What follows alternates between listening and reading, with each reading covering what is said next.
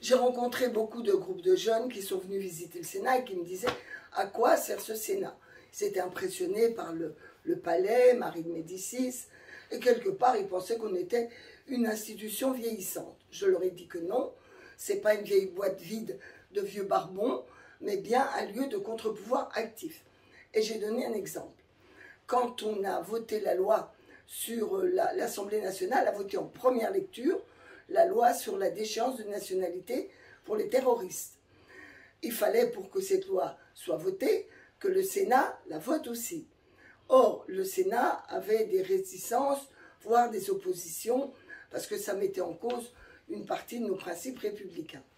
Mais surtout, ce moment obligatoire de navette aller-retour entre l'Assemblée et le Sénat a permis aux citoyens, aux forces militantes, de se mobiliser pour manifester clairement leur opposition. Du coup, le président de la République a abandonné ce projet.